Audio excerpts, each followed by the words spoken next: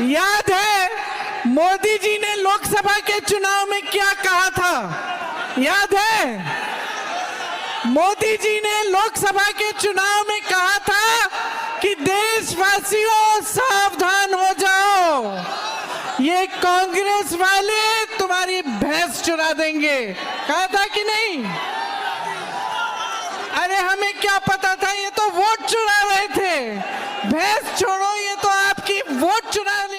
नमस्कार, मैं रवीश कुमार। क्या बीजेपी 50 साल तक सत्ता में रहेगी? राहुल गांधी ने वोट चोरी के अपने अभियान में अमित शाह के एक पुराने दावे को घसीट लिया। 2015 से ही अमित शाह कई मौकों पर कह चुके हैं कि बीजेपी 5-10 साल नहीं 40 से 50 साल के लिए सत्ता में आई है। 2018 में नई दिल्ली में पार्टी की कार्यकारिणी की बैठक में भी उन्होंने ऐसा दावा किया कि 2019 का चुनाव बीजेपी जीत रही है और फिर उसके बाद 50 साल तक सत्ता में रहेगी। तब बीजेपी ने कहा था बीजेपी अपने काम और जनता के विश्वास के आधार पर यह जीत हासिल करेगी। लेकिन मधुबनी में वोट अधिकार यात्रा के दौरान राहुल गांधी ने अमित शाह के इन दावों को वोट चोरी से जोड़ दिया कि वोट चोरी के जरिए बीजेपी अपना सपना पूरा कर रही है। अब बीजेपी की सरकार 40-50 साल चलेगी। हाँ, और मैं सोच रहा था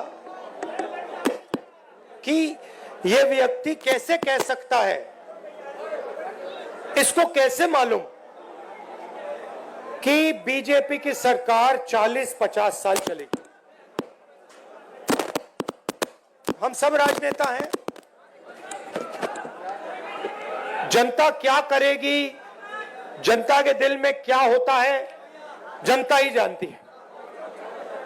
तो ऐसा बयान देना कि अब हमारी सरकार 40-50 साल चलेगी, यह अजीब सा बयान है। और उस टाइम मैंने सोचा था कि इसको कैसे मालूम कि 40-50 साल के लिए सरकार चलेगी। और अब सच्चाई पूरे देश के सामने आ गई है। वो ये बात इसलिए कह सकते हैं कि वो वोट चोरी करते हैं।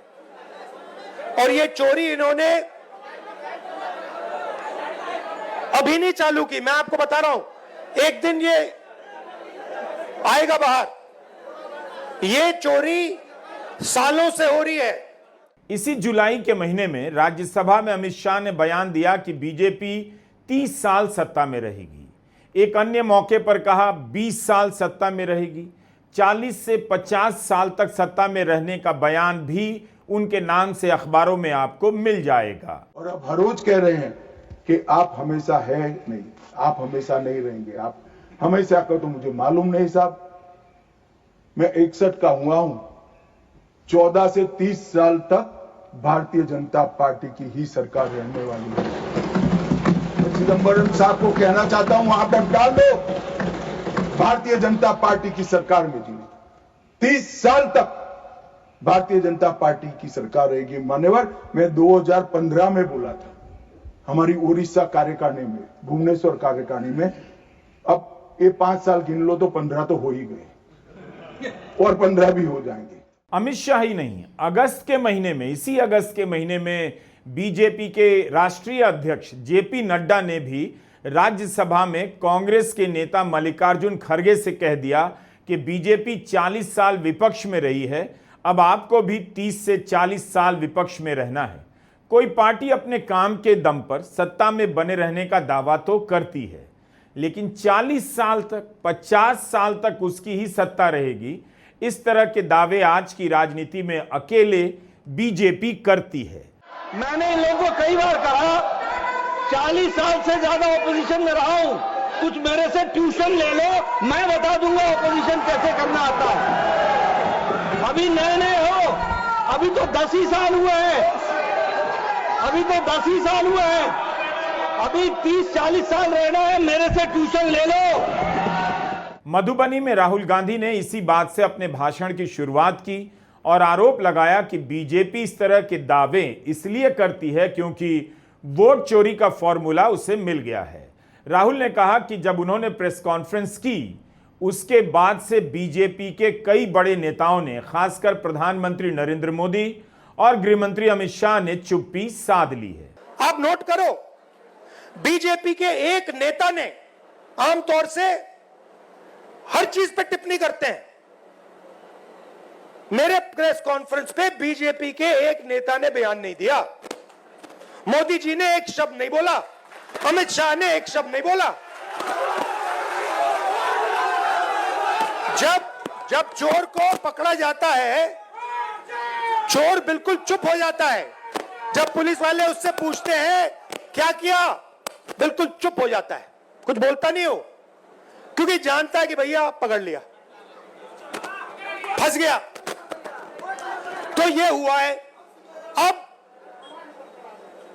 वोट का क्या मतलब है? आप कहोगे ठीक है भैया, बीजेपी वोट ले गई। जैसे अगर कोई आपके बटुए से 10 रुपए चोरी करे, शायद आपको पता ना लगे, मगर अगर एक दिन आपके बटुए में से 1000 रुपए गायब हो गए तो आप कहोगे भैया ये तो किसी ने चोरी की है। यही हुआ हरियाणा में और महाराष्ट्र में। इन दिनों चुनावी प्रक्रिया से जुड़ी डरा देने वाली खबरें सामने आ रही हैं। 26 अगस्त को ही दैनिक भास्कर की एक रिपोर्ट आई। यह रिपोर्ट बता रही है कि भारत की चुनावी प्रक्रियाओं में कई तरह के चोर दरवाजे बन गए हैं और खतरनाक हो गए हैं। चुनाव आयोग भरसक खारिज कर सकता है, लेकिन उसे वोटर लिस्ट से लेकर चुनावी चंदे को लेकर काफी काम करना चाहिए। 10 गुमनाम राजनीतिक दलों को 4300 करोड़ का चंदा कैसे मिल सकता है? ये सभी गुजरात के राजनीतिक दल हैं। इन्हें 4300 करोड़ का चंदा कौन दे रहा है? हो क्या रहा है इस देश में? कोई छोटी रकम नहीं 4300 करोड़ की।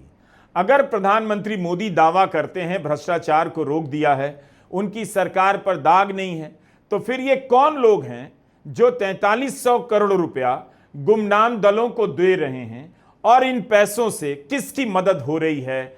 कौन खरीदा जा रहा है? वोटर खरीदा जा रहा है या नेता खरीदा जा रहा है? दैनिक भास्कर ने लिखा है कि गुजरात में रजिस्टर्ड 10 गुमनाम से राजनीतिक दलों को 2019-20 से लेकर 2023-24 के 5 साल में 4300 करोड़ रुपए चंदे के रूप में मिले हैं। इनमें से कुछ के नाम हैं लोकशाही सत्ता पार्टी, भारतीय नेशनल जनता दल, स्वतंत्र अभिव्यक्ति पार्टी, जनमन party, new India United party. 5 वर्षों में इन दलों को कुल 3 चुनावों में वोट मिले कितने? 55,000 से भी कम। लेकिन इसी दौरान इन्हें 4300 करोड़ का चंदा मिलता है। इन्होंने अपनी चुनावी रिपोर्ट के खर्चे में 39 लाख ही दिखाया, लेकिन अपनी ऑडिट रिपोर्ट में 3500 करोड़ खर्चा दिखाया है। न्यू इंडिया यूनाइटेड पार्टी को 608 करोड़ का चंदा किसने दिया होगा? लोकशाही सत्ता पार्टी को 1045 करोड़ का चंदा मिला, जिसे वोट 4000 भी नहीं मिले। उसे 1000 करोड़ का चंदा कौन दे रहा है? यह पैसा कहां जा रहा है? किसकी मदद कर रहा है? हम इस रिपोर्ट की पुष्टि नहीं कर सकते जो दैनिक भास्कर में छपी है, लेकिन छपी है इसलिए आपको बता रहे हैं। इसे देखकर किसी का भी दिमाग चकरा जाएगा कि गुमनाम दलों को गुजरात में 4300 करोड़ का चंदा कौन दे रहा है। क्या कभी इस देश में इसकी जांच हो पाएगी? तथ्य सामने आएंगे? चंदा देने वालों का पता चलेगा भी? ये चोरी गुजरात में पहले शुरू हुई, उसके बाद 2014 में नेशनल लेवल पे आई, उसके बाद चुन चुनकर ये लोग स्टेट जीतते हैं और हरवाते हैं। और ये बात मैं नहीं कहता था क्योंकि मेरे पास सबूत नहीं था, क्योंकि मैं आमतौर से ऐसे मंच पर मैं झूठ नहीं बोलता हूं। मैं वही बोलता हूं जो सच है, जिसके बारे में मुझे पूरी जानकारी है। इसलिए मैंने बहुत सालों मुझे लगा, और आप सबको भी लगा, मुझे लगा कि कुछ ना कुछ गड़बड़ है। मगर हम जिम्मेदार राजनेता हैं, तो मैंने कहा जिस दिन तक सबूत नहीं मिलेगा उस दिन तक मैं खुलकर नहीं कहूंगा कि वोट चोरी हो रही है। और फिर क्या होता है, महाराष्ट्र और हरियाणा के चुनाव आते हैं, सबसे पहले डेट बदल देते हैं, चुनाव की डेट बदल देते हैं। जो इलेक्शन कमीशन को चुनने का तरीका है, मैं मोदी जी के साथ बैठा हूं, मैं आपको बताता हूं चुनने का क्या तरीका है। चुनने का तरीका है, प्रधानमंत्री डिसाइड करता है इलेक्शन कमिश्नर कौन बनेगा। वहां पे विपक्ष के नेता को बैठा देते हैं, वो सीधा कहते हैं भैया हमें लग रहा है कि इस आदमी को बनना चाहिए, विपक्ष का नेता रोक नहीं सकता। फिर 2023 में, भैया शांत हो जाए, 2023 में बीजेपी ने एक नया कानून बनाया। क्या था कि इलेक्शन कमिश्नर पर कोई केस नहीं लगाया जा सकता है। आप सोचिए, हिंदुस्तान के सब नागरिक पर केस लगाया जा सकता है। आप कुछ गलत करो, पुलिस आ जाएगी, एफआईआर हो जाएगा। 2023 तक इलेक्शन कमीशन और इलेक्शन कमिश्नर पर केस किया जा सकता था। 2023 में छुपे छुपे बीजेपी ने कानून बदला। नया कानून कहता है कि इलेक्शन कमिश्नर पर कोई जुडिशियल कार्रवाई नहीं की जा सकती, कोई केस नहीं लगाया जा सकता। अब आप पूछिए अपने आप से कि यह कानून क्यों बनाया गया? चोरी करवाने के लिए, कि ये लोग बिना डरे चोरी कर पाए। तो महाराष्ट्र में इन्होंने क्या गलती की, ये थोड़ा ज्यादा कर दिया। गलती से ये डरे हुए थे, तो इन्होंने कहा कि भैया महाराष्ट्र का चुनाव है, हरियाणा का चुनाव है, इसको जीतना है। इन्होंने चोरी थोड़ी ज्यादा कर दी, हमने पकड़ ली। Balram Patil peasant and workers party के उम्मीदवार थे महाराष्ट्र के पनवेल विधानसभा सीट से। इन्होंने चुनाव के पहले ही अपने क्षेत्र में 85,000 डुप्लीकेट वोटर होने के आरोप लगाए अपनी विधानसभा में और आसपास की विधानसभाओं में, लेकिन कोई एक्शन नहीं लिया गया। उनके साथ साथ सत्ताधारी दल शिवसेना एकनाथ शिंदे के मुक्ताई नगर से उम्मीदवार चंद्रकांत पाटिल ने भी डुप्लीकेट वोटर के आरोप लगाए। फ्रंटलाइन में यह रिपोर्ट छपी थी और हमने आपको एक वीडियो में इसके बारे में बताया था। अब यह वायर की रिपोर्ट है। कई सारे संवाददाताओं ने मिलकर 4 जिलों में पड़ताल की तो कई मकान मिल गए जिनके नंबर तो हैं, मगर एक घर में कहीं 197 वोटर दर्ज हैं, तो कहीं 108, तो कहीं 136। मधुबन के एक घर में 389 लोग हैं। एक पते पर इतने सारे लोग कैसे दर्ज हो गए? और जब संवाददाता चुनाव अधिकारी से सफाई मांगते हैं तो उनका बयान ऑन रिकॉर्ड क्यों नहीं मिलता? बाकी मीडिया में क्यों नहीं इस तरह की रिपोर्टिंग हो रही है? मोदी जी आपको टीवी पे दिखते हैं, एक बार चोरी पूरी हो गई वो दिखेंगे भी नहीं, वो अंदर बैठ जाएंगे रेसकोर्स रोड के। वो अलग बात है कि थोड़ी देर बाद बैठना पड़ेगा उनको, क्योंकि इतना गुस्सा है जनता के दिल में। बिहार को देखो, यहां पे आप यात्रा में आओ, देखो क्या हो रहा है। मतलब लाखों लोग आ रहे, कह रहे, बच्चा बच्चा कह रहा है वोट चोर वोट चोर वोट चोर। अच्छा, बच्चे को समझ आ गई बात। मेरे पास बच्चे आ रहे हैं, कान में कह रहे हैं वोट चोर है, वोट चोर, मोदी वोट चोर है, और मीडिया वालों की बात समझ नहीं आ रही। अच्छा, इनसे पूछना, एक बात पूछना इनसे, अभी मीटिंग के बाद इनसे पूछना, भैया एक बात समझाइए, ये जो आपके एंकर हैं, ये जो आपके एडिटर हैं, इनमें ईबीसी ओबीसी दलित क्यों नहीं दिखाई देते? ये जो बड़े बड़े रिपोर्टर हैं, ये करते हैं, टॉक शो करते हैं, डिबेट करते हैं, इनसे पूछिए भैया 90% आबादी इसमें है क्यों नहीं? एक आपको ओबीसी नहीं मिलेगा, एक दलित नहीं मिलेगा, एक बैकवर्ड नहीं मिलेगा, नहीं मिलेगा, पूछ लो, एक नहीं मिलेगा। ये भैया आपकी आवाज नहीं है, ये बात याद रखिए, ये नरेंद्र मोदी की आवाज है, इनकी गलती नहीं है बेचारों की। देखिए इनको सैलरी लेनी है, इनको बच्चों को स्कूल भेजना, इनकी गलती नहीं है, इनके मालिकों की बात कर रहा हूं। हरियाणा और ओडिशा में कांग्रेस के नेता अब कहने लगे हैं वे भी वोट चोरी का पता लगा रहे हैं और जल्दी ही मैं प्रमाण पब्लिक के बीच लाने वाले हैं। बिहार के वोटर लिस्ट को लेकर भी कितने सारे सवाल आपके सामने हैं। आखिर वोटर लिस्ट में इतनी गड़बड़ी कैसे हो सकती है? मतदाता सूची में डुप्लीकेट वोटर, एक पते पर 400 वोटर के दर्ज होने की जिम्मेदारी आप केवल राजनीतिक एजेंट पर नहीं छोड़ सकते। चुनाव आयोग को पहले अपने सिस्टम को बेहतर करना चाहिए कि डुप्लीकेट वोटर की संभावना ना हो। सवाल है कि आयोग ने अपनी तरफ से लोगों को क्यों नहीं बताया। टाइम लगेगा क्योंकि वोट चोरी कर रहे हैं, मगर मैं आपको कह रहा हूं ये आएगा, आप देखना, ये जबरदस्त तरीके से हम बदलाव लाने वाले हैं। आपने अपनी शक्ति दी, आपने ये जो क्रांति होती है ना हिंदुस्तान में, मुझे कहते थे कि हिंदुस्तान में क्रांति बिहार से आती है, मुझे कहते थे कि जो भी राजनीतिक बदलाव आता है, क्रांति आती है बिहार से आती।